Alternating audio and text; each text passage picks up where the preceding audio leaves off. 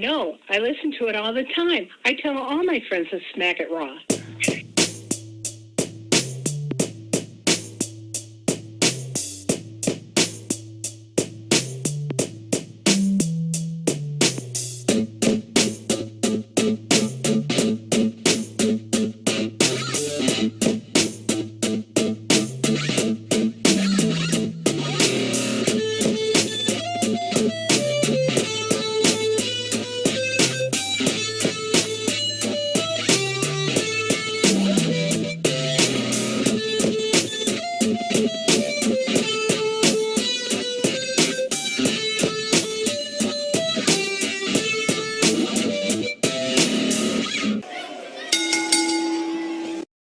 Following podcast contains mature content. The views and opinions expressed by the host are not necessarily those of the host. Listener discretion is advised. Ladies and gentlemen, welcome to the Smackin' Raw podcast, episode 195.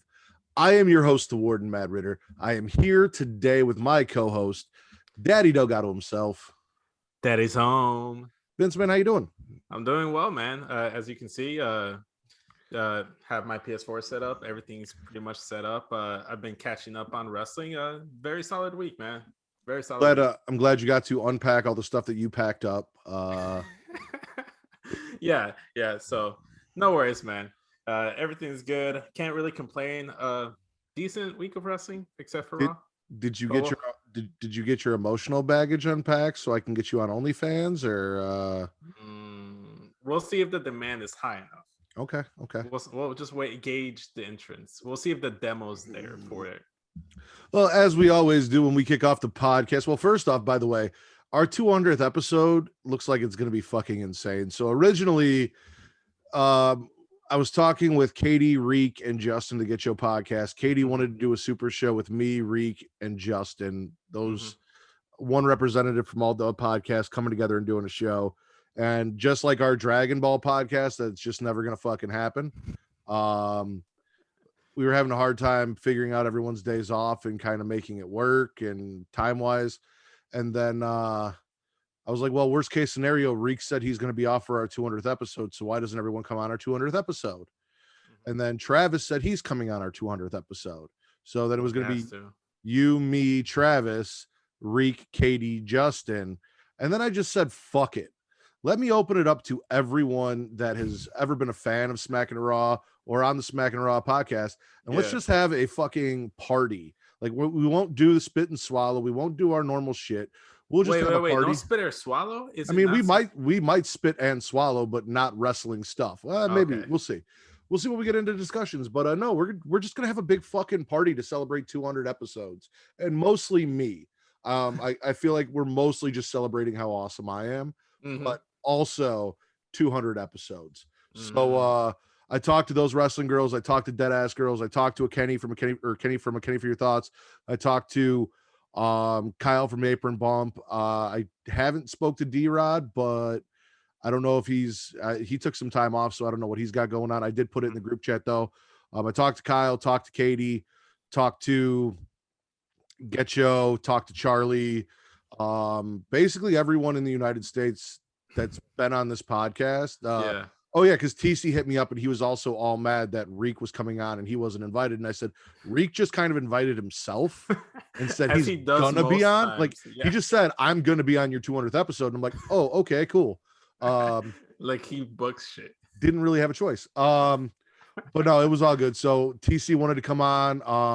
And then anyone I said that couldn't come on or couldn't make it can make us a video and send it to me or Travis, and then I'll have Travis kind of like edit it in, congratulating us on 200 episodes or talking shit or whatever. So we should have a fucking blast with some podcasts coming up here in 5 weeks, June 11th, our 200th episode, barring any reason why we don't record an episode before then.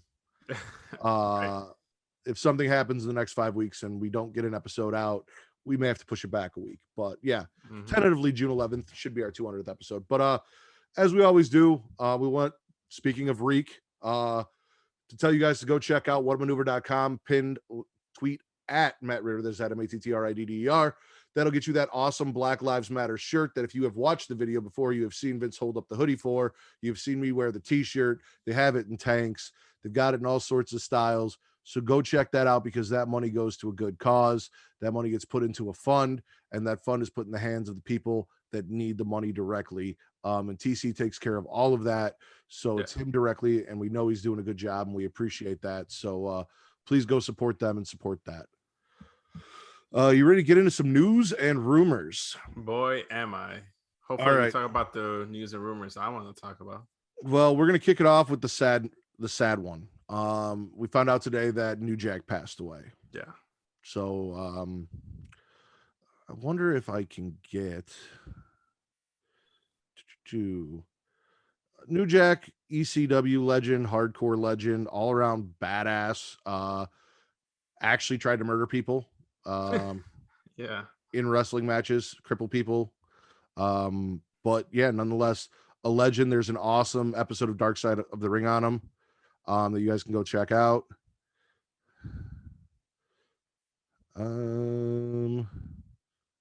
I mean, me personally, unfortunately, I didn't get a chance to really see any of his work, but his name was so synonymous with wrestling. He was kind of like a legend, like a fourth legend. Like, yeah, like people just knew his name, like New Jack. Everybody knew who New Jack was. Even like someone like me that never really watched him, I knew who the fuck New Jack was, because he left that impact. Right. Since Travis never got us a soundboard with a 10-bell salute, I'm going to do this, and we're going to do a little 10-bell salute. Finally, in honor of New Jack. Rest in peace, New Jack.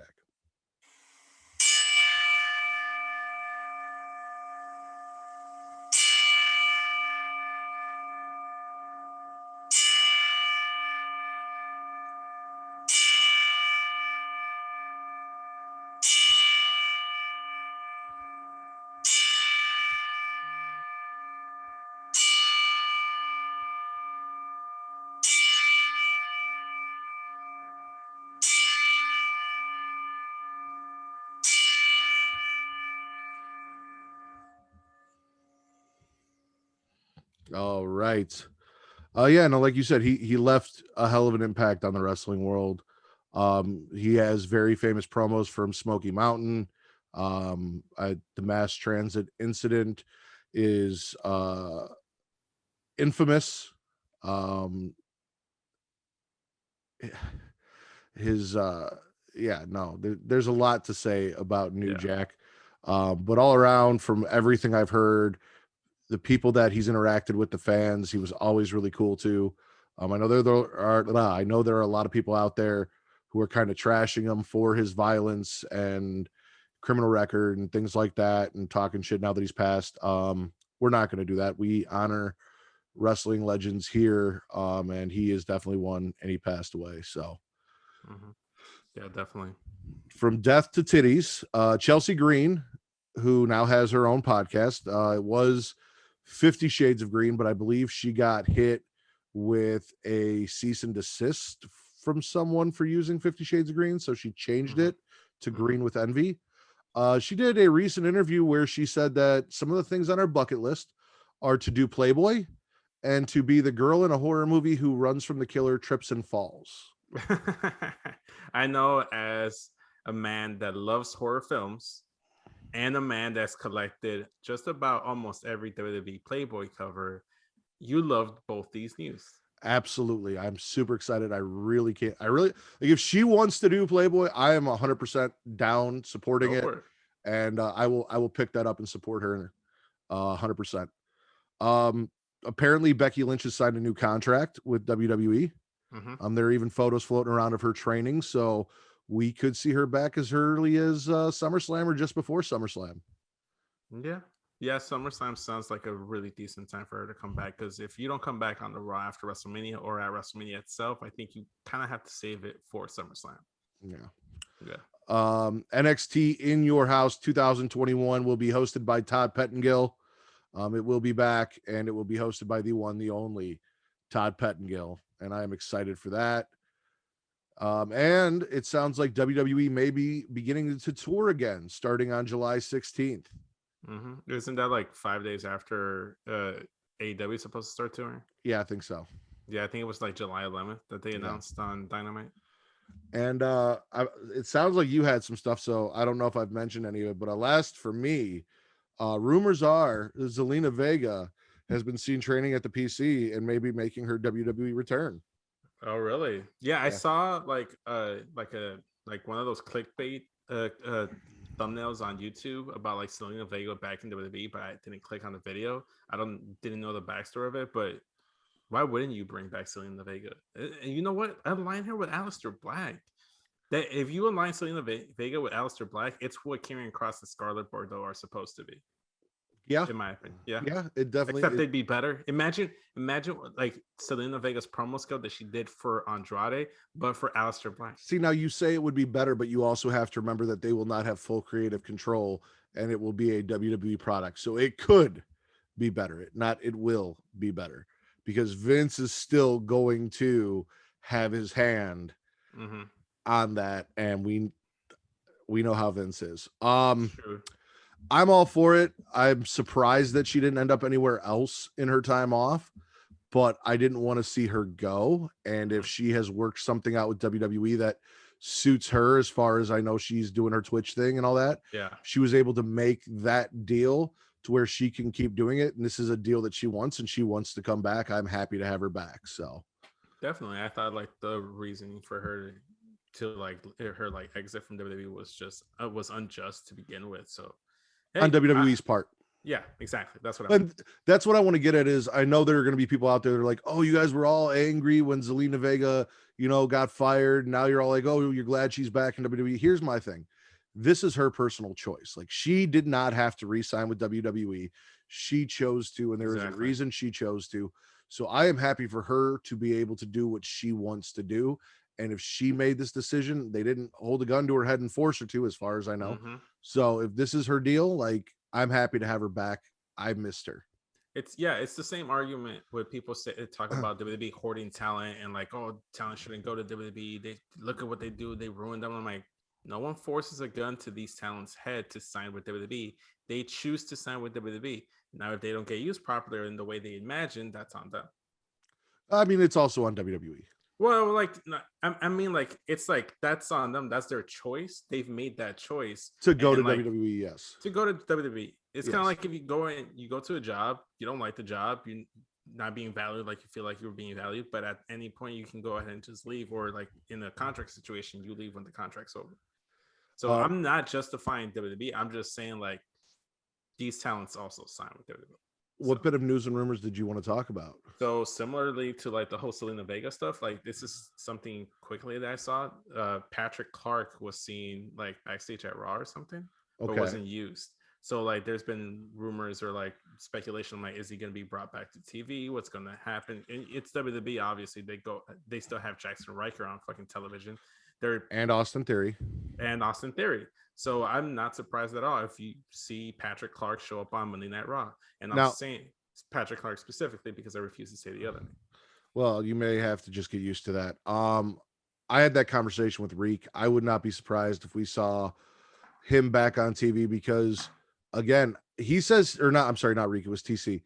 TC says he sees stuff in his timeline about fucking Austin Theory every time Austin Theory wrestles. I don't see anyone talking about Austin Theory and his allegations anymore. All I see is how awesome the way is. And that's what WWE is hoping will happen with Patrick Clark, Velveteen Dream, whatever you want to call him, is that stuff is eventually going to be forgotten and that we'll move on and that they'll be able to utilize him because apparently they see big dollar signs in the guy and they don't want to get rid of him. So they've gotten rid of more people for way less. Or maybe not less, but definitely equal to what they got rid of him for. Yeah. And the other piece of rumors is that, playing off of what I talked about last week, was the fact that the infighting with the VPs in AEW, like there's more talk about that, saying that there's a big name free agent, a game changer, I think was like ratings wise, that's considering signing with AEW, but because of the infight and the heat between the VPs, he's reluctant to sign. Now, a name wasn't specified. Obviously, you can speculate CM Punk, a Daniel Bryan, a Samoa Joe, or whoever. No. Okay, so Reek sent me this bit of news, and I almost didn't talk about it because and I don't know if it was just his phrasing or if it was the way it was phrased, but it said a major WWE talent who was released by the company. And technically Daniel Bryan was not released by the company. Mm-hmm. So I made that point to Reek Daniel Bryan was not released. So if it was a talent that was released by the company, Daniel Bryan is out of that equation. Yeah, no. The article that I read, and then like the YouTube, like the other podcasting site that I reported on it, or like other podcasting site. What? It's another. Don't worry, I'm not cheating. You're cheating. I'm not cheating. I have a one night stand with the hardest part of the ring, and now here you are cheating on me with other. We're not exclusive. We're not exclusive. I mean, I like to think there's like open relationship. Oh, because you bring in. We talk about that. It seems like we're poly at the very least because we bring in guests on the show. I mean, you've never complained about me bringing in other people to this relationship, so that's true. That's fair. Had you raised concern about it, then we would have talked about it. I'm just you're raising concern now. I didn't do that previously, so I like how we're having our whole like relationship like discussion banter on the podcast. Hey. I'm sorry, Matt. I didn't mean to, for you to be a little hurt about it. It's okay. It'll be okay. It'll be okay. It'll be okay. But yeah, the point is that it wasn't specified a WWE release talent. It was like a game changer name was the phrasing that I kept seeing, or like that's what I saw. And I don't even know if there is a game changer at this point. Like, I don't think Daniel Bryan, Samoa Joe, CM Punk are the only names that came to mind that would be big name. I don't think so here's the thing. I love Samoa Joe. I think Samoa Joe is great. I don't think Samoa Joe has the mainstream appeal to be a game changer. Now, maybe a Daniel Bryan, maybe a CM Punk, but as much as I love him, he's from Chicago. I have to say, every day that ticks by from the last time he wrestled, he is less and less relevant, especially to new fans. Yep. Yeah, definitely. So I don't know. We'll see. If anything, I would have said Christian was the game changer, and he didn't really change the game yet. So yeah, they haven't really been doing much. A lot of people were talking about how they didn't really want him to jump right into the title picture, but honestly, why the fuck not? Well, we're going to talk about the title picture over there when we get into AEW, we are, because I've got some thoughts. Where do you want to start? Raw, SmackDown, NXT, AEW? Well, unfortunately, I wasn't able to watch Raw and NXT like I normally do. So I'm at all like I normally do. Okay. So I had to go ahead and pull a Travis and watch the Hulu versions. Okay. So why don't we start with Raw? Did you see the tag team match? Dana and Mandy and Asuka defeating Charlotte and Shania? Unfortunately. We got Alexa coming out mid-match with the playground. Apparently Shayna caught like a weird Charlie horse in her leg, possibly from Lily, which led to Dana, Mandy, and Asuka getting the win. Then Alexa's laughing after Charlotte takes out Asuka post-match. We got Riddle and the New Day making fun of Orton and the Tomatoes, and then Randy kind of shows up behind them and is amused in a backstage segment. Did you see that? Yeah, I saw that. Did you see MVP visiting Braun to convince him to take out Drew? I saw that as well. Did you see Damian meeting with Miz and Morrison? Where they announced that the winner tonight picks a step for Sunday. Yes, I saw that as well. Jinder with not Indashir, but one of the members of Indashir and some other dude defeating Jeff Hardy. I saw that as well. AJ nixes the Tomato and Music from Elias and Riker tonight. They have an 8-man tag. Randy gets the win over Elias. Yeah, and then he jumps. Randy RKO's the New Day, and Riddle is sad. So, did you Randy, see? This is why we can't have friends. I'm sorry. Charlotte convincing Sonya to put Asuka and Rhea in a pre-Backlash match tonight. Yeah, I saw that too. So far, so good. Sheamus versus Humberto Carrillo. It's where my rant starts. Did you see it? No. Okay.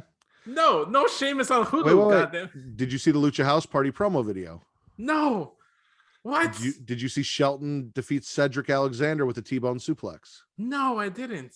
Did you see Drew Gulak confront Garza and Garza say next time he's going to stick the rose down his throat? No, I didn't. What the fuck, Hulu? Did you see Asuka lose to Rhea? Yes. Did you see Morrison lose to Priest? I did. And then Priest hits a crossroads on Morrison after Miz runs away. Priest makes it a lumberjack match. I saw that as well. Did you see the second Evolution promo? Yeah, it played, but I didn't actually saw it. And you saw Lashley versus Drew with Braun beating up both guys and then yelling to MVP, "Watch me fuck your boy." I didn't hear that. You did he really say that? Yes. Oh, okay. So that's getting swallowed. All right. I'm going to run down the things you didn't see, and then I'll let you get into your rant. So Sheamus defeated Humberto Carrillo. Humberto actually got quite a bit of offense in this match. We had a hype video for who the Lucha House Party are and why we should care about them. Shelton and Cedric have a match. Cedric dominates most of the match talking shit, but Shelton hits the T-bone and wins with the T-bone suplex, which I always thought was what Shelton's finisher should have been. And Gulak confronts Garza, and Gulak's like, hey, you know, who does that in a wrestling match? Who, you know, does this and that, blah, blah, blah. And Garza's like, listen.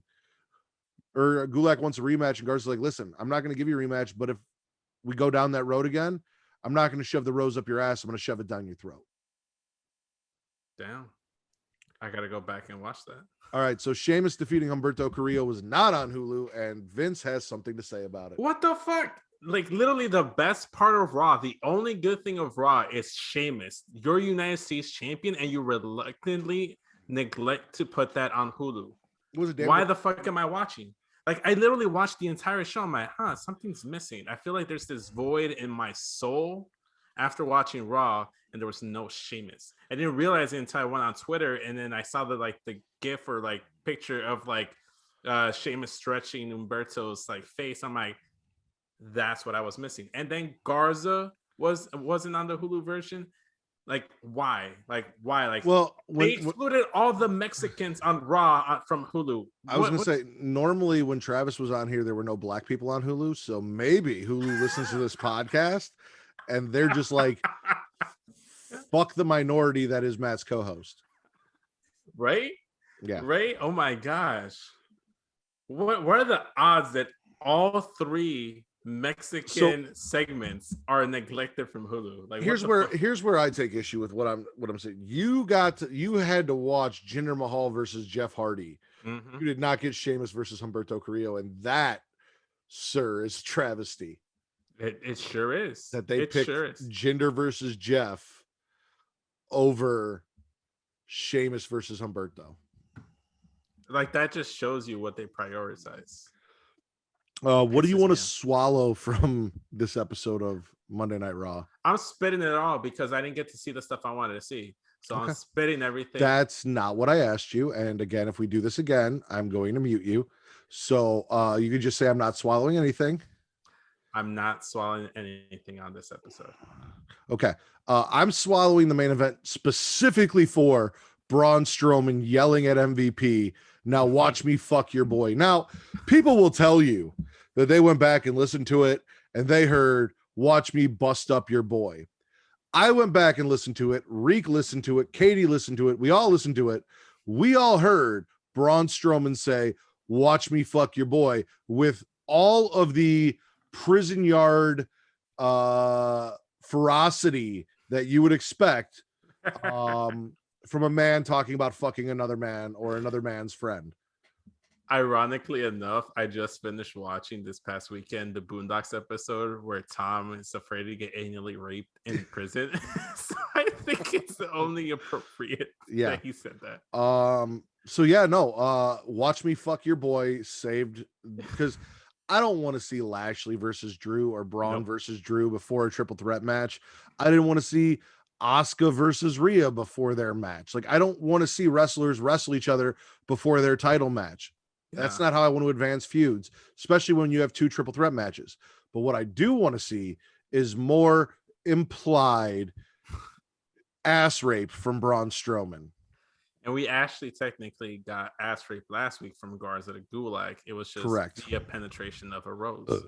Unfortunately, none of it was consensual. And we must say, if you are going to ass rape people, make sure it is consensual. Now, the term rape does kind of cancel out the consensual part, but yeah, do not put parts of your body in another person's anal cavity without consent. Exactly. Always ask for consent. Other than that,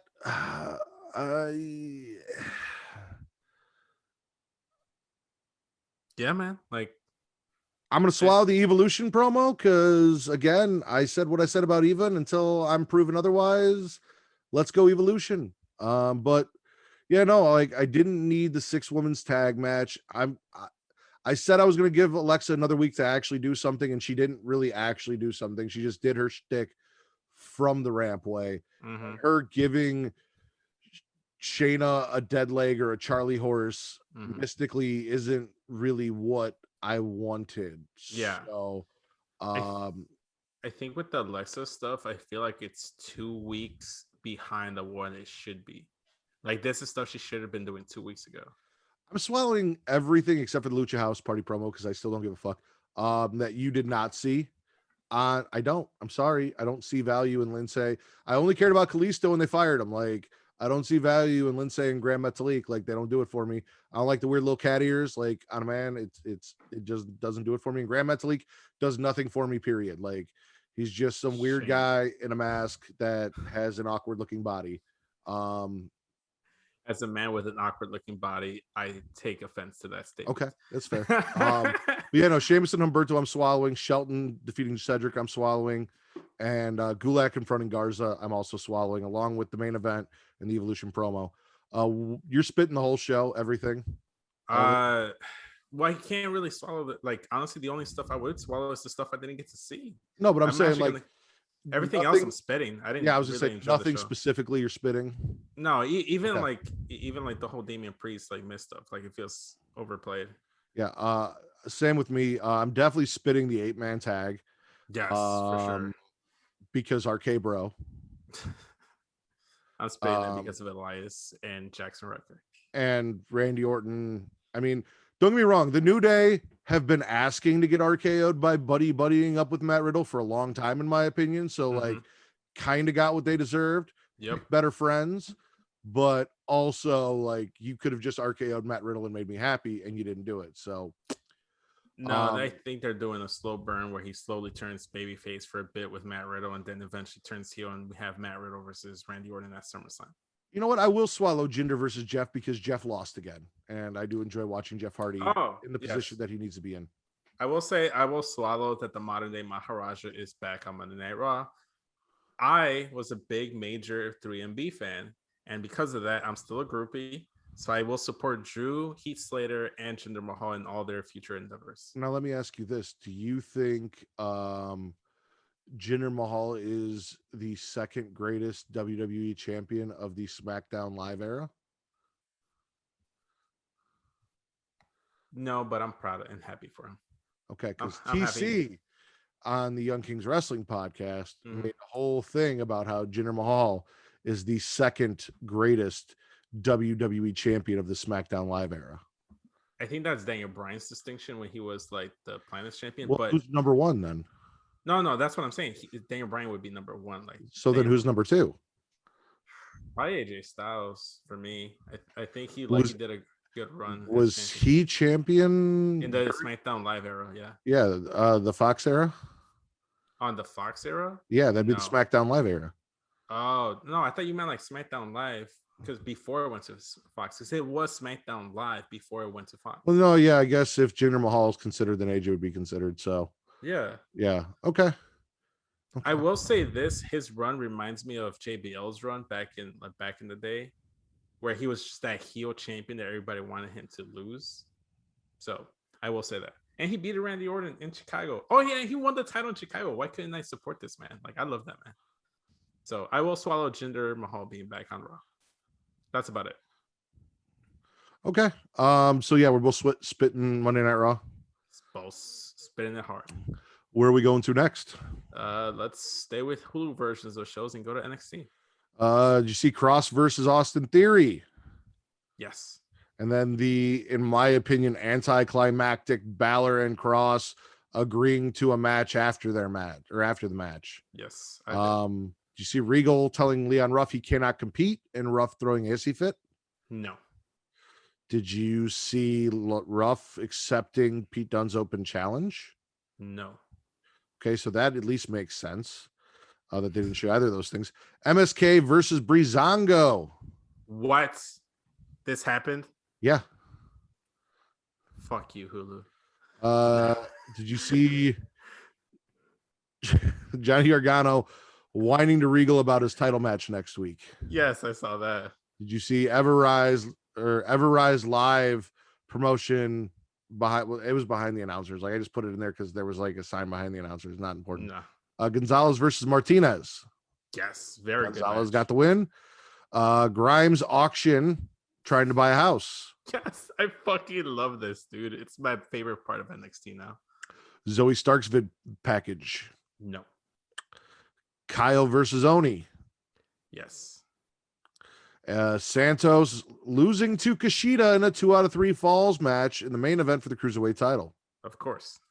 And did you see the introduction of Hit Row? No. Wow. Wait, Hit Row, yes, with a swerve screw. Yes. Yeah. Okay. I thought you made mention of like that UFC thingy that we thought. So real quick, not good enough for Hulu. I didn't do it for Raw, but I did it here because it's been a while and I'm rusty. Regal tells Leon Ruff, you cannot compete, and Ruff is pissed because he's cleared, but Regal's like, after the ass whooping you took, in good conscience, I can't let you do it. So Pete Dunne comes out for an open challenge, and Leon Ruff accepts because William Regal might not book him in a match, but he can't stop him from accepting an open challenge. Mm-hmm. And then Dunne defeats Ruff by referee stoppage. Jesus.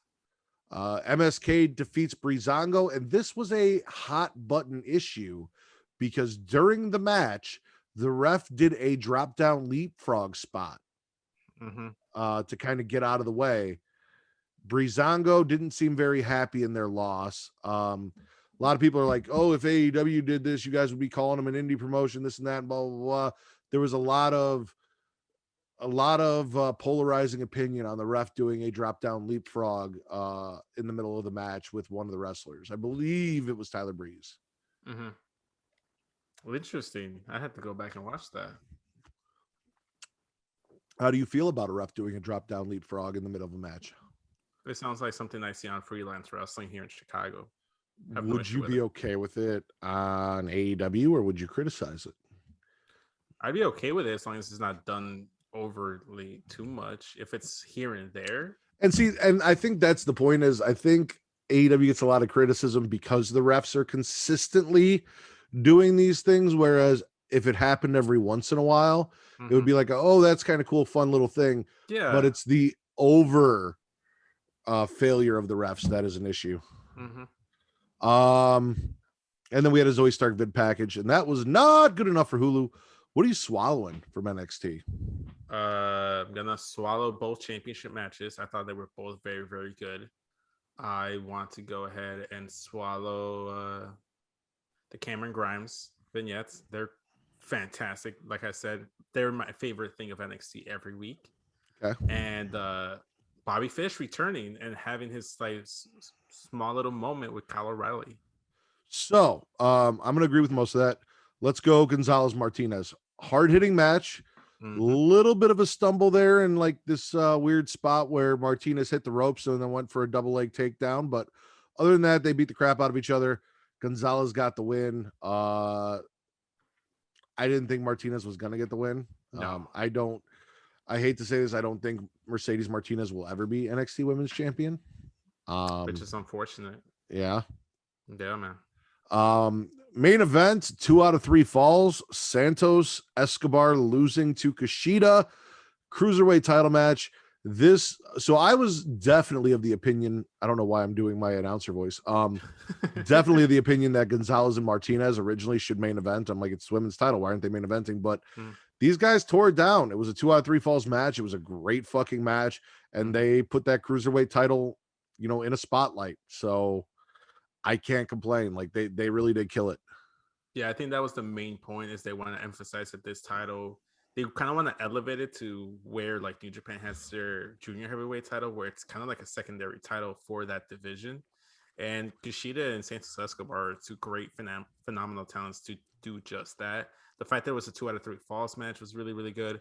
MSK coming in and forcing like the rest of Legado and Fantasma to go ahead and be checked in and be like a straight up even match 1-on-1, I thought was great.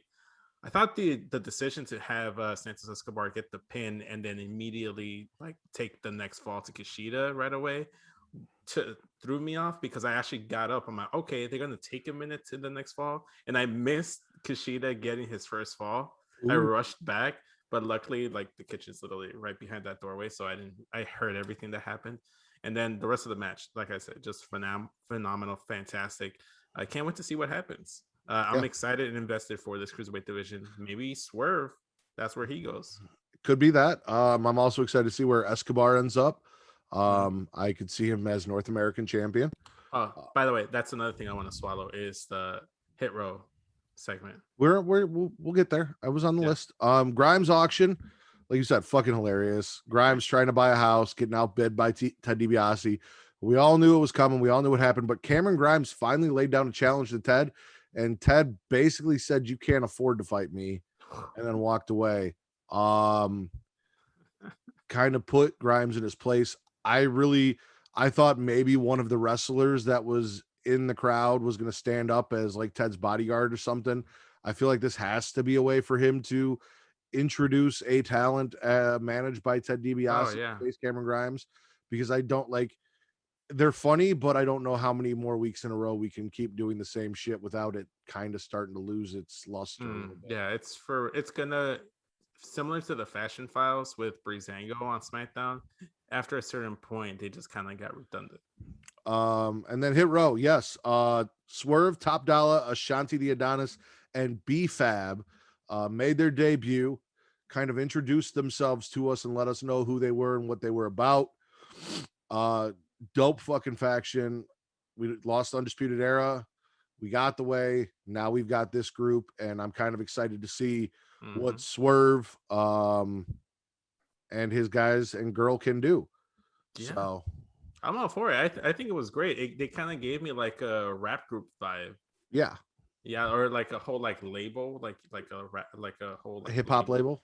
Yeah, it was really good, and I think that was the vibe they've been going for since like Swerve's been doing his vignettes in like the recording studio. Yeah.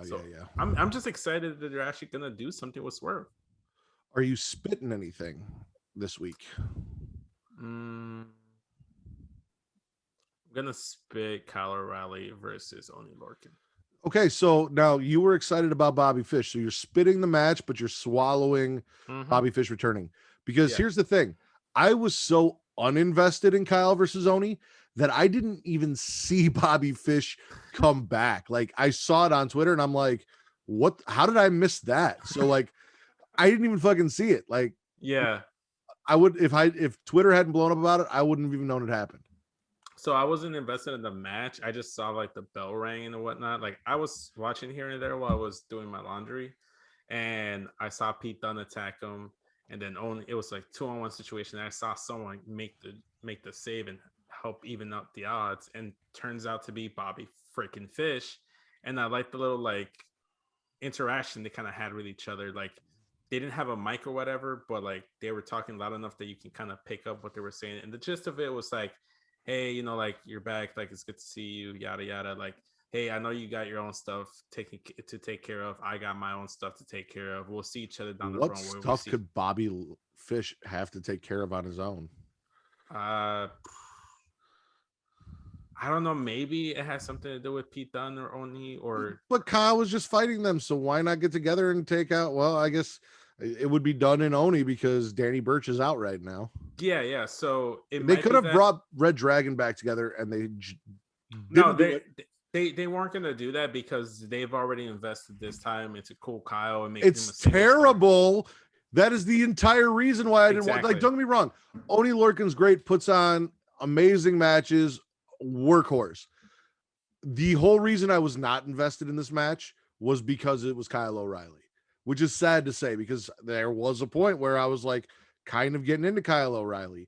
Oh, Kyle was my favorite. Then he had his match with Adam Cole. And after that, I have not given two shits about him. I'd much rather see Bobby Fish be the breakout star of Undisputed Era than Kyle O'Reilly. Because Actually, I'm more invested to see what Roderick Strong does, because he's too going to short. come back. He's too short. They're not going to do anything with him. He's too short.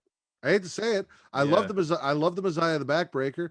I love all of the various backbreakers he does. I think it's dope, but he is too short. I don't see them doing anything with him on the main roster. I don't even know if they're going to do anything with him on NXT, because he was a singles wrestler for how long before UE came along? Like, he was only singles wrestler for maybe 2 months before UE came along. I think it was longer than that. 3 months then. But okay. But the point is that I'm just kind of curious to see what they're going to do with Bobby Fish. I don't recall how he got injured. Maybe they'll circle back to that, and he's like, hey, they can go ahead and say that he was injured on purpose by this specific wrestler, and that's how you start that feud.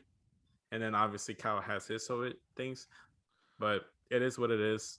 I want to spit whatchamacallit, Karrion Kross versus Austin Theory. The match was just there. Yeah. And then the interaction with Finn and Kross at the end, I felt like it could have had something more. Ever since Kross has won the title, he just kind of feels bland. Because he's not a heel. And I don't know why he's not a heel. And I don't know why they didn't just keep doing with him what they were doing with him, and why they kind of tried to turn him babyface and make him this fighting champion.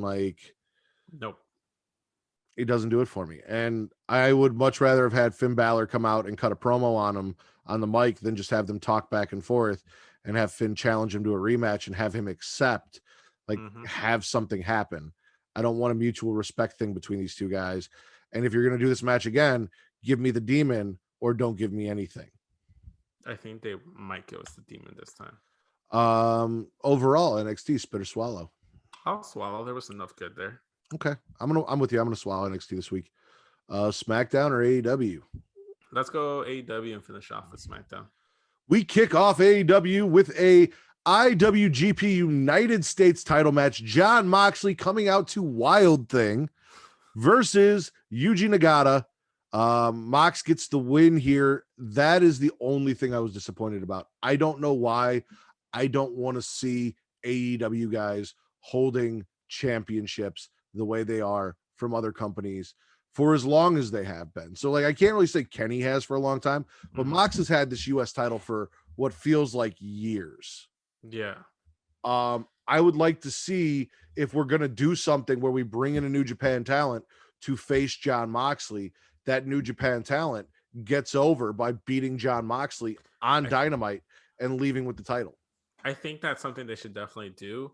But in defense of Jon Moxley and the title itself, it was literally only created for when New Japan wanted to start touring in the US and wanted to bring a world title. And we're kind of using what WWE was using the IC title back in the day. So whenever you didn't have the WWE champion, you had the IC champion. So they want to have some kind of championship on the US soil, because there's no way Okada was coming over every single New Japan show. So that's kind of what it was supposed to be. Okay, so you've got a working relationship in some way, shape, or form with AEW. You have a working relationship in some way, shape, or form with Impact. I believe they do shows on US soil now. So why not make a US champion that is your guy, and then you can have him go to Impact, you can have him go to AEW, and on US soil defend that belt. I think that's still the plan. I think they're eventually going to get around to it. Obviously, COVID kind of it's been years. It's been forever, but even though he's only defended it 4 times, it's been years. It feels like a really long time. Yeah. I mean, but we'll get to it. I think that's gonna be eventually a thing that happens. The US title taken off of Mox and then go ahead and giving it to a New Japan guy. But we'll see. I mean, the match was all right. Well, I'm going to swallow that match, but I did what I don't want to do, and I stopped on a match and talked about it without running on the rest of the card. So Inner Circle is down to 2 guys, but not done with the Pinnacle. Cody promo, America, campaign speech, challenges a go-go, says he'll be the American Dream, not the American Nightmare. SCU loses to the Bucks, title versus tag career. Daniels bleeds, and then AEW misses the go-away hug from SCU at the end of the match to cut to Mox and Kingston trashing the Elite's locker room. Christian announces himself for the Casino Battle Royal. Matt Sydal signs the open contract against Christian for next week and says Christian isn't going to win the Battle Royal. He is. Cassidy versus Pac ends in a no contest. Cassidy gets knocked out with a kick from Pac, and then Pac gets attacked by Kenny with the ref distracted, and they say both men can't continue. So it is made by Tony Khan a triple threat match at Double or Nothing. Pac versus Cassidy versus Kenny Omega for the AEW Championship. The Bucks challenge Mox and Kingston at Double or Nothing. And Ethan Page challenges Christian Cage at Double Nothing. Ethan Page? Wait, I said Page challenges Cage. Brian Cage? Hangman Adam Page challenges Brian Cage. There we go. See, there's too many pages and cages to keep them fucking straight. And this is why WWE doesn't do that shit. Yeah. Hangman Page challenged Brian Cage at Double or Nothing. That's why they changed Bobby Roode's name to Robert Roode. Yeah. We got the Pinnacle Coronation. They got watches and women. Inner Circle's got the bubbly cannon. They make a Stadium Stampede match. And if Inner Circle loses the Stadium Stampede match, they have to break up and can never. Did it get accepted, though? I think it was just a challenge. It was a challenge. It has not been accepted, but that stipulation was laid out to the Inner Circle. If you lose, you break up forever. Britt Baker kills it again with a promo. Thunder Rosa wins a squash match. Jade Cargill hears offers from all of the different managers who want to take on her services. And in our main event, ladies and gentlemen, to quote the Charlie from the Get Joe podcast, Miro defeated the I Like Turtles kid for the TNT title. We do get our obligatory brawl as the Dark Order saves Sting from Ethan Page and Scorpio Sky, and we'll get into that. Jesus. But your new TNT champion, who looked completely badass, Miro, what are you swallowing from AEW outside of what we already talked about with the Mox match? I'm gonna swallow Britt Baker's promo. I'm gonna fucking right we are.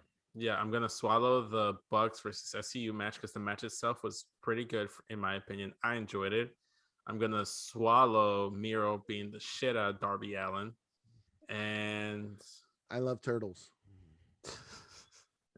And probably that's all I'm swallowing. Oh, you know what? I'm gonna swallow the match up until Kenny's and Don Callis interfered between Pac and Orange Cassidy. I thought the match was solid for me. I liked it. I personally liked the Orange Cassidy style regardless. I love that man. So here, I don't know if we talked about this, but the issue that I took with Orange Cassidy in his last match is I wanted to see Orange Cassidy do the Orange Cassidy shtick. Do you feel like he did enough of it this match? He did enough to bother Pac, which is good enough for me. Okay. Yeah. I don't feel like there was really a point where it became a necessity. Like when we first saw him wrestle for AEW, which was my first introduction to the fact that he can wrestle, he was getting beat and he had to wrestle. He was getting beat so bad. I don't know that Pac was beating him so bad that he had to start pulling moves out. I think maybe he just started pulling out moves. Honestly, it's literally on a whim. Like it's literally on the win for Orange Cassidy. It's like if he feels like it, he's gonna wrestle. Here's where, and this is the other spot. So, I'm not necessarily swallowing that match. I agree with everything else you said, but that match I'm unsure. Also because I don't know that this was not an audible call because Cassidy got kicked in the head and knocked out, and I'm going to assume it was. But if it wasn't, then why did we have that entire interaction between Cassidy and Kenny last week that I hated with no Pac whatsoever to just end up in a triple threat match? So I'm going to assume it was an audible. It's not an audible. Dude, I don't think it was an audible. Because if it was an audible, why make it a triple threat match? They just like rebooked the match. True. I think the plan was always to do this. And unless Cassidy was supposed to win and they were unsure of what his condition was going to be, so they made it a triple threat match, leaving them the option of Cassidy can't compete and you're giving them too much credit. Maybe not. I don't like to give the benefit of the doubt too much. But honestly, I feel like that's what it was. And I think what they in their mind is we're gonna spotlight Orange Cassidy because he's not like, I guess, believable as a championship contender. Unlike Pac doesn't really need that spotlight. This is me justifying it. Okay. But Pac should have came out at some point. Let's roll back the clock. I agree with that. Let's go back to the Bucks SCU match. There was a spot in there that really lit the IWC on fire. Mm-hmm. And I want to talk on it a little bit. So they did the "I'm sorry, I love you" Ric Flair, Shawn Michaels spot when I believe it was Matt Jackson super kicked Christopher Daniels. Yeah. I think it was also a lot of blood this week, by the way. Which I'm surprised TNT is letting slide. Like, we had a lot of blood and blood or guts, but it's called blood or guts. So, but Daniels was busted open bad. I even saw like he's got a black eye, all that. A lot of blood this week. If you were upset that AEW took this special classic WWE moment and made a mockery of it in this Young Bucks match, then you're working yourself into a shoot because you were supposed to be upset. That was literally the whole point of it. And you can argue that it's disrespectful. It was meant to be disrespectful. It was meant to mock the moment. It was meant to piss you off because the Bucks are heels. I don't have an issue with this. I don't see why people have an issue with this and try and make it seem like their issue isn't that they're mad at the Bucks for disrespecting a spot, not that the Bucks are heels and they did it for that reason. Same thing with, which didn't go as well, the Inner Circle, little bit of the bubbly Stone Cold beer cannon thing. We'll talk about it. Not done as well, but same deal. It was meant for that. And I've heard people go on and say, well, they're just rehashing things that WWE did, but that's fucking wrestling. Like, nothing's new anymore. WWE did it with Kurt Angle and Stone Cold with the milk truck. Like, we've seen this before because it elicits an emotion. It's supposed to elicit an emotion. It's supposed to be a callback to something either you love or hate to get an emotion out of you, and it fucking did. So they did their job.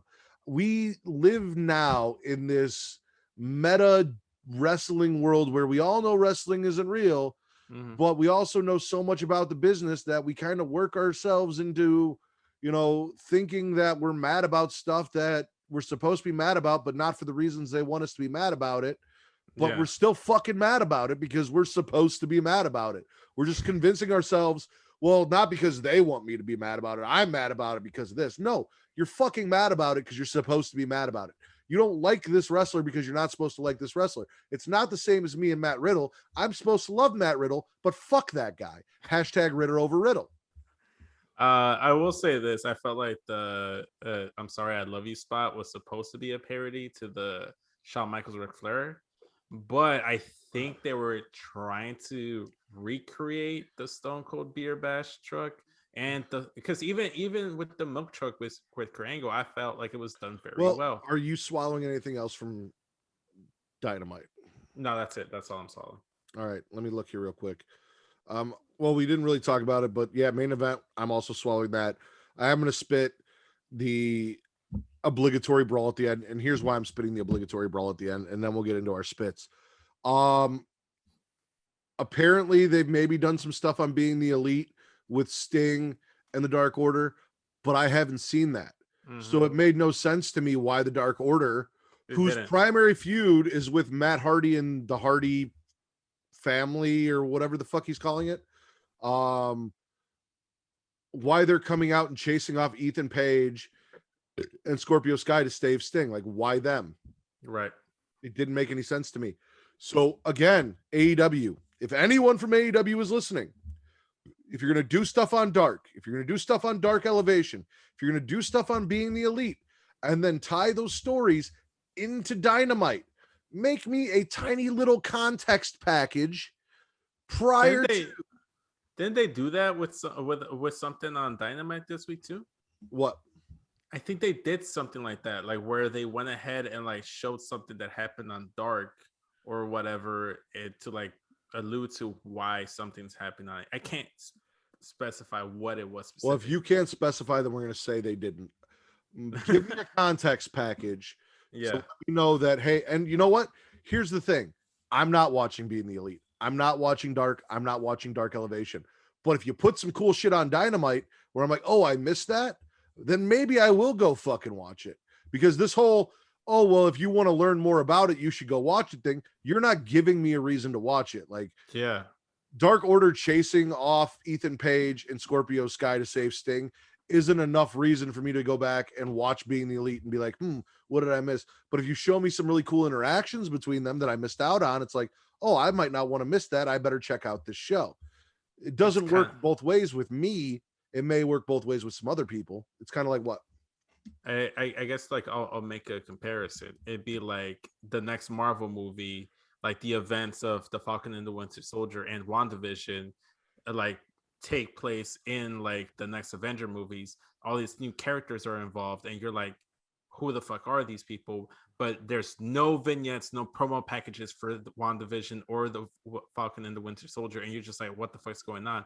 But Marvel has been promoting the TV shows. They've been telling you, hey, you should watch these TV shows because it's going to lead into the movies. It's going to like the storyline's going to correlate. You know what I'm saying?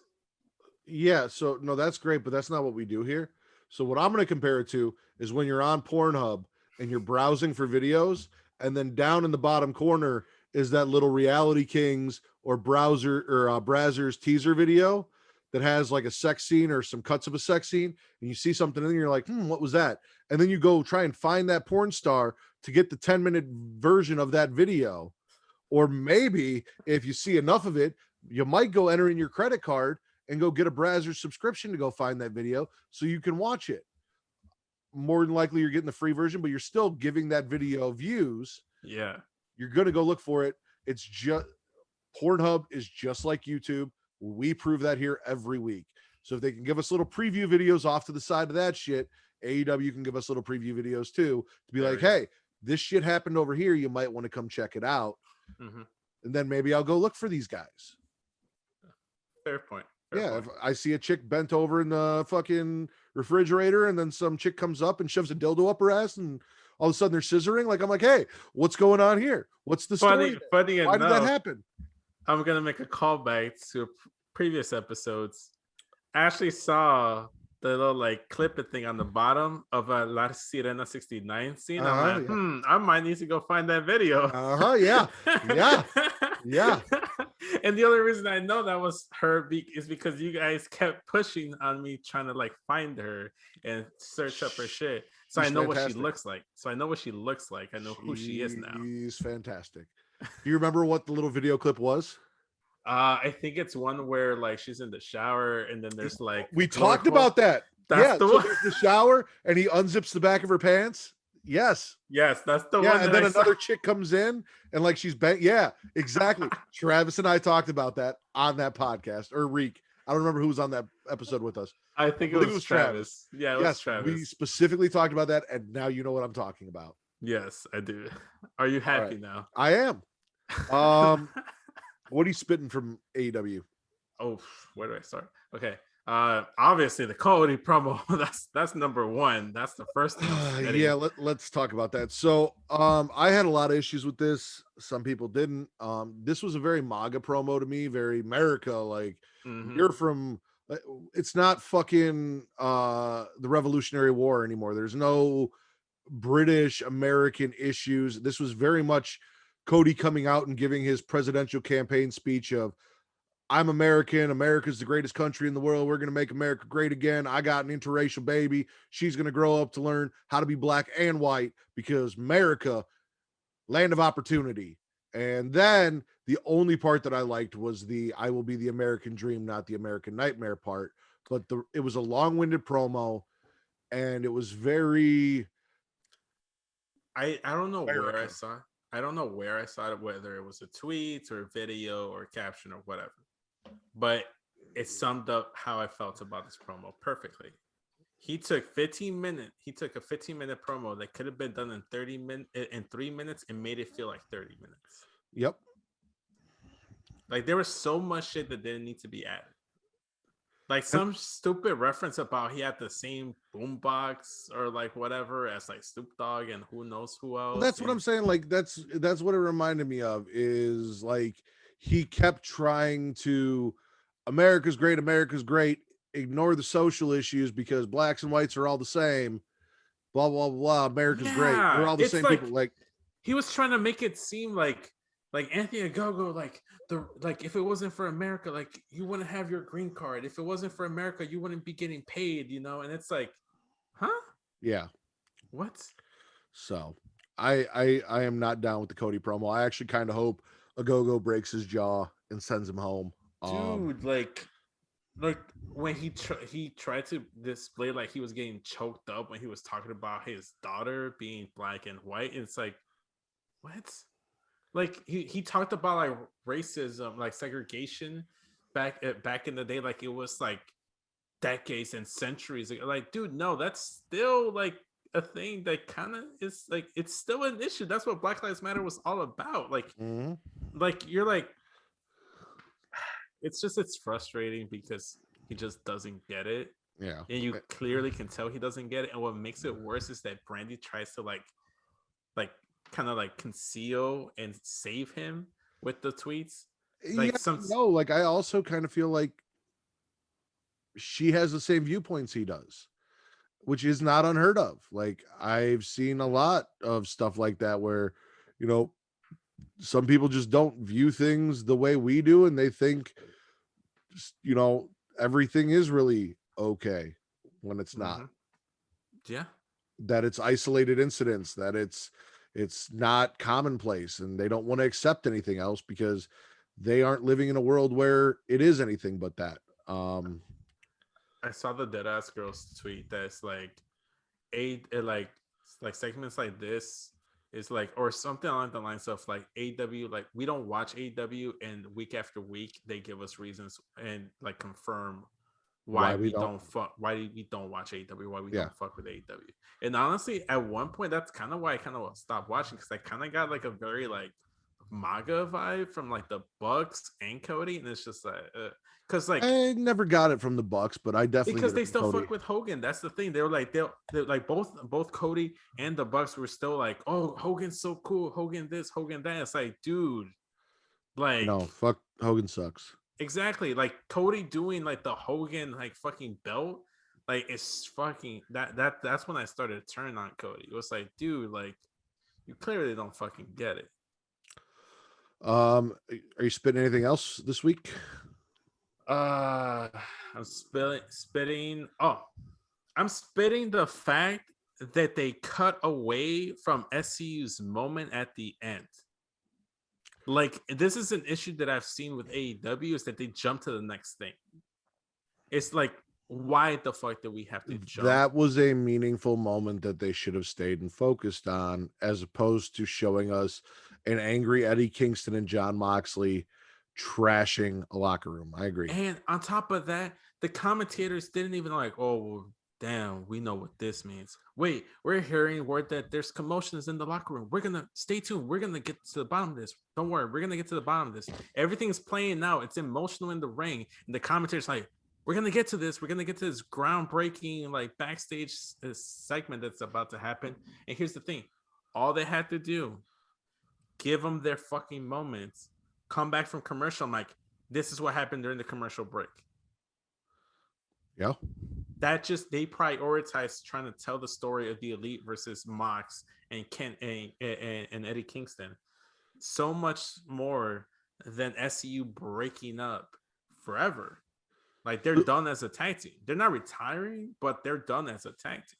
Originally, on the high of me enjoying the Bucks SCU match, me enjoying the IWGP US title match, and me being really excited that Miro got his win, I was going to swallow AEW this week.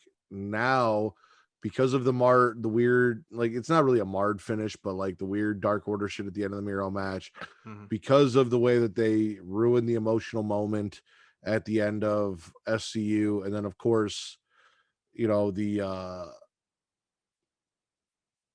Cody speech. I think I'm gonna gargle undecidedly on this one. You know what? I'm just gonna spit it for Cody's speech in general.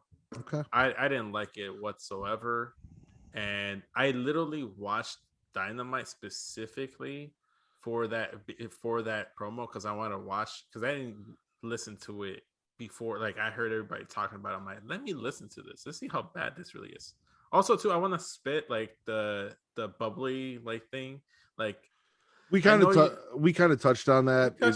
We touched on it. I felt like they were trying to make it like almost on par to what the beer bash was with Stone Cold, and it just kind of felt. I really don't think they were trying to make it on par, and that's my thing. Is like because it's Chris Jericho, maybe I give it a little more slack because I feel like Chris Jericho knew that it wasn't going to be that, and he was kind of parodying it. But I also see the AEW has tried these things and failed with last week with the fucking exploding barbed wire death match. Now this doesn't come off as great as you would have liked. Like I can see that. It's because it literally was just one fucking regular garden size hose strapped to like what looked like a regular like tube of rolling paper and stuff, and like the Pinnacle's selling it like they're being drenched by like a fire hydrant, Yeah, I'd say the Pinnacle's overselling was part of an issue, but that was my issue. I was gonna say the fact that it was a little bit of the bubbly and we got a little bit of the bubbly and not a full-on blast. Well, to be fair, the commentators were like, oh, it's a lot of the bubbly. I'm like, no, it's not a lot of the bubbly. Yeah. Let's roll into SmackDown. Mm-hmm.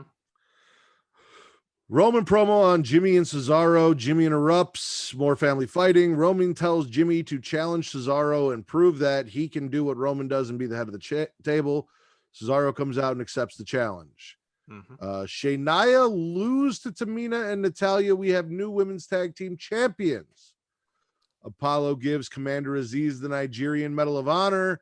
Big E comes up on the screen and makes fun of Apollo. Sammy comes down, gets attacked by KO. We get a big brawl. Ray defeats Dolph Ziggler. Nobody cares. Bianca interview. Bayley's via satellite.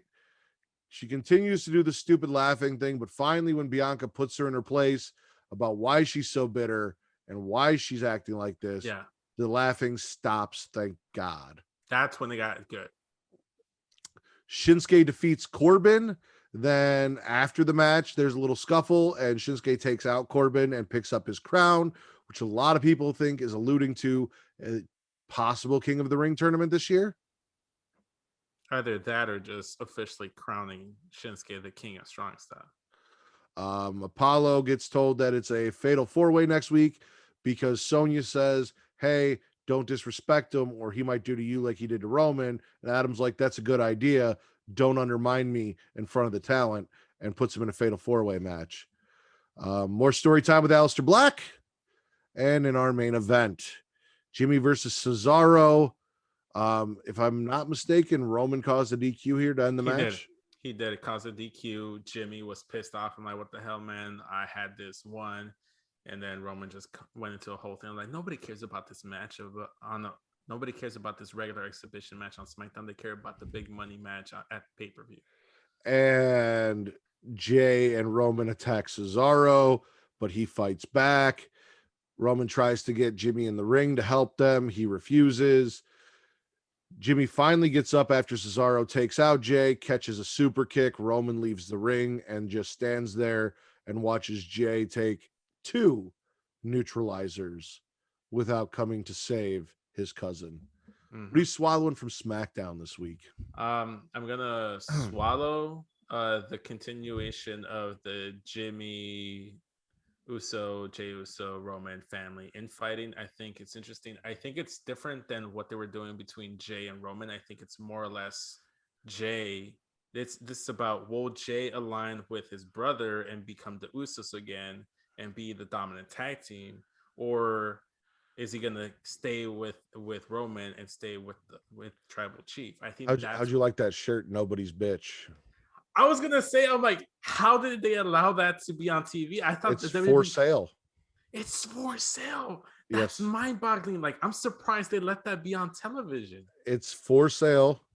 And my personal troll, who I'm not going to plug on this podcast, but I'm sure if you follow me on Twitter, you can find this person. I made a Ritter's Bitch shirt for that person and sent it to him while I was waiting for you to get done jerking off in the shower to start this podcast. Oh, I love that. I want to go ahead and swallow the Aleister Black promo. Absolutely. I think it does run the risk of falling back into his old gimmick where he was just pick a fight with me in the dark room. He needs to start doing something, just like we bitch about, like saying and critique it, like stuff. He needs to start doing something, or else it's just gonna be irrelevant. I want to swallow the main event, the Cesaro Jimmy Uso match, and even the interactions with Roman. Everything, it's great. And I also want to swallow Shinsuke, like taking Corbin's crown, making it feel like it was such a heavy crown, and then just being so extra about it, even posing in the mirror with the crown.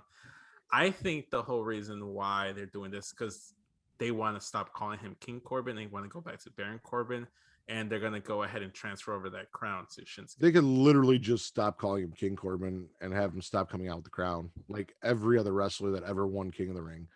No, it's usually just been like they're gone forever, and then they come back with their old gimmick.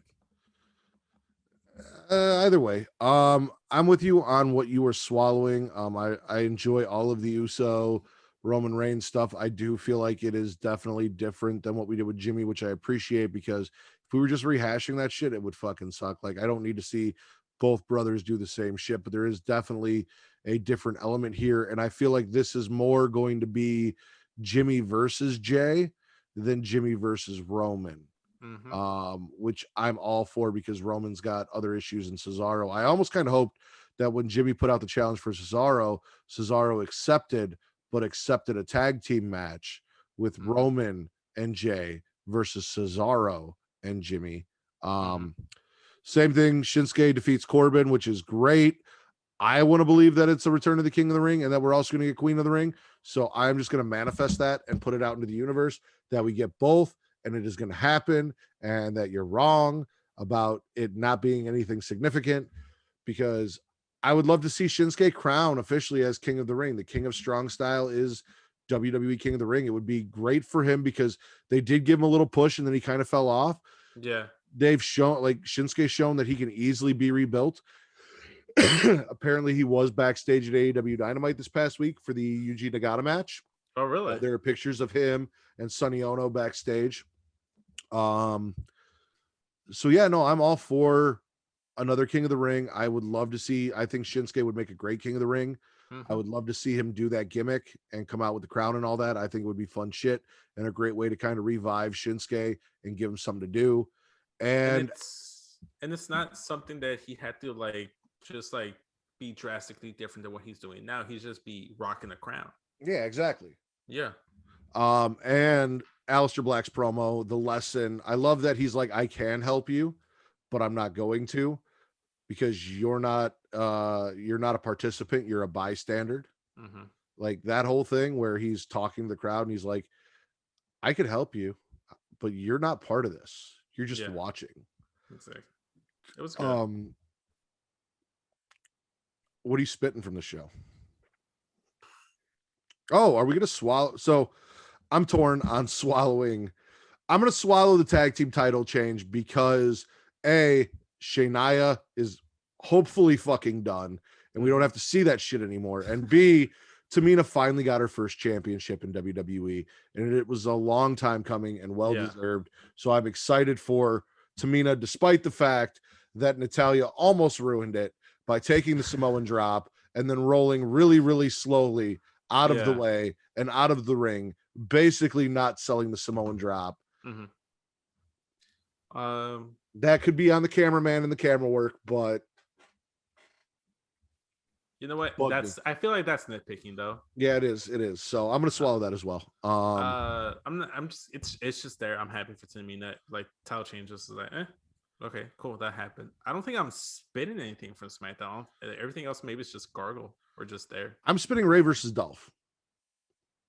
That's fine. I can't spit a Rey Mysterio. So here's the thing. I don't need to see tag teams compete in singles matches prior to a tag team title match. Mm-hmm. I didn't need to see. I don't know why Bobby Roode's not competing and why it's just Dolph. Why Dolph is losing to Ray and Dominic. Neither here nor there. I don't. It's the same issue I had with Raw, where we saw Drew versus Bobby, where we saw Asuka versus Rhea. Now we're seeing two people who are going to be in a fucking title match competing in a singles match. In this case, prior to their title match. I don't need that shit. Yeah. Give me story. Have fun things happen. You are so creative on SmackDown with everything else. So why, when we have this beautiful story of the first ever father and son tag team champions, Rey Mysterio, who has held tag team titles with Eddie Guerrero, who is Dominic's rightful father, Chavo Guerrero, who is Dominic's real life uncle, because Eddie is his father. I don't think he was ever tag team champions with Chavo. That was Eddie and Chavo. Really? Ray's been tag team. No. Ray was tag team champions with Eddie. He was tag team champions with Rob Van Dam, and he was tag team champions with Batista. Okay, well. Anyway, for the purpose of this story, Chavo and Ray were tag team champions. And now we're going to get Dominic and Ray possibly as tag team champions, because do we really need fucking Rudolph as tag team champions anymore? Is it really doing anything for us? No, it's not. And when they break up, when Dominic turns on his father and we get the blood feud between Dominic, who is tired of living in his father's shadow, and Rey Mysterio, or if they just ended amicably and Ray passes off the mask, however they decide to do it, it's going to be fucking fantastic. But you're killing me right now with this lackluster fucking feud and build to a title match, because I don't give a fuck about this shit. So I'm spitting that, and that's why. Okay, fair point. One thing I want to spit, and I guess it's been something I should have been spitting for a few weeks now, but I'm spitting the fact that Sonya Deville and Adam Pearce are somehow both general managers of both Raw and SmackDown. So I feel like that's building to something. So I'm not gonna.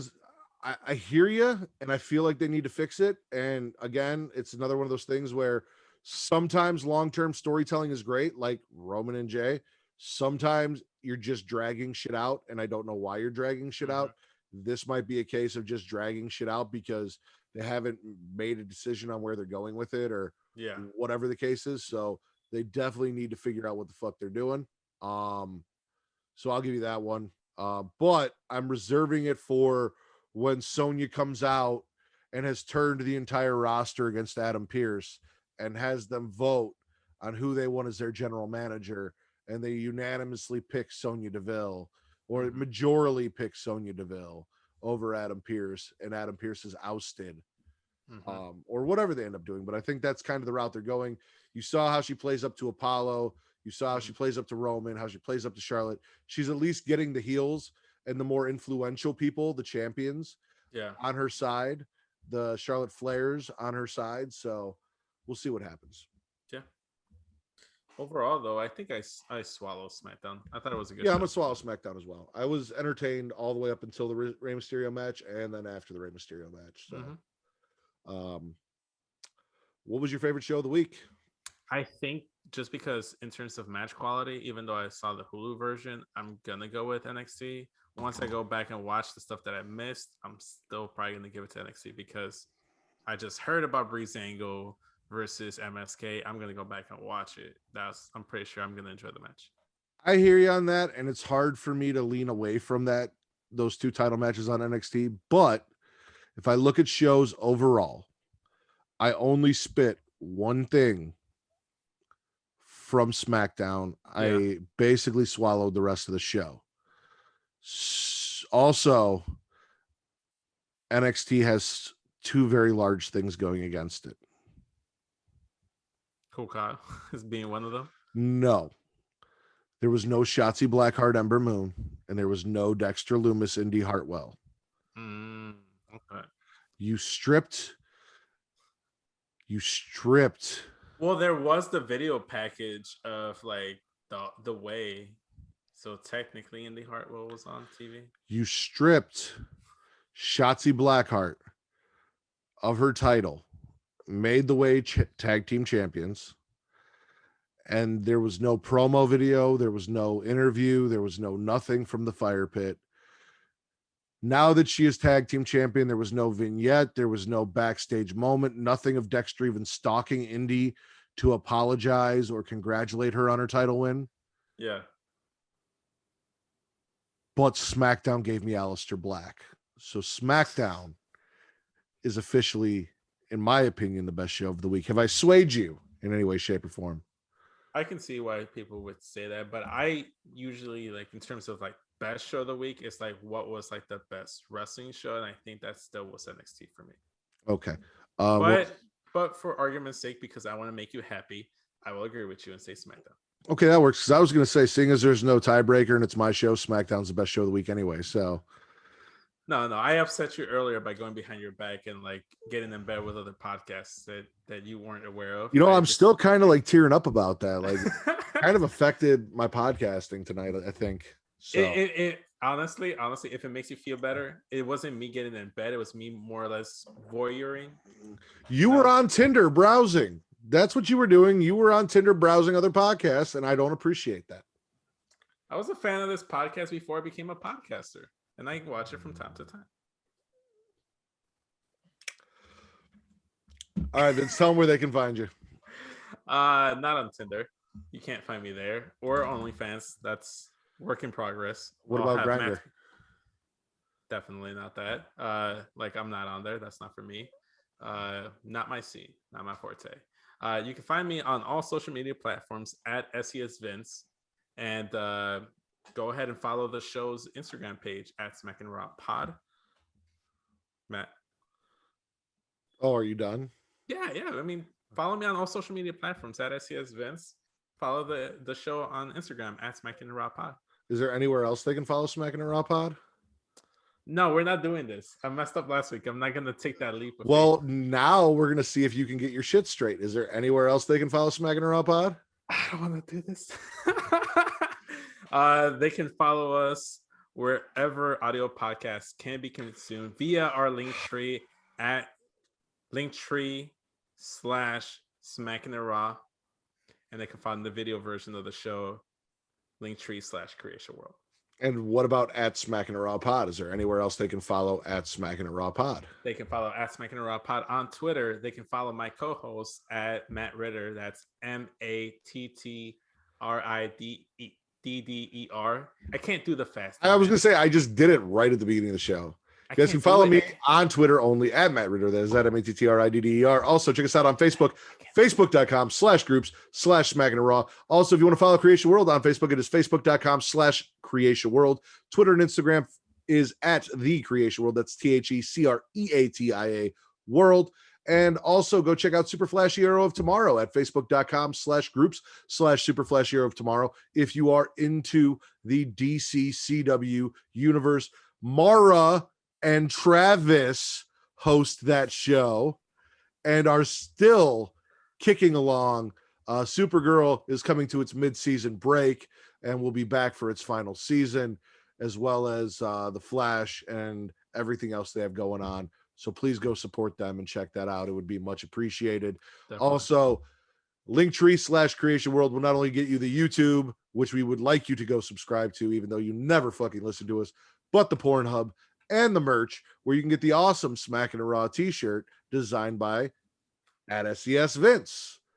There we go. Delgado himself. Yes, and sir, once we get our merch straightened out, we might have a Daddy Delgado t-shirt. We might have some other shit coming out for you, where you can actually get what you want to order, because JJ never got her tote bag, and I'm still not happy about that.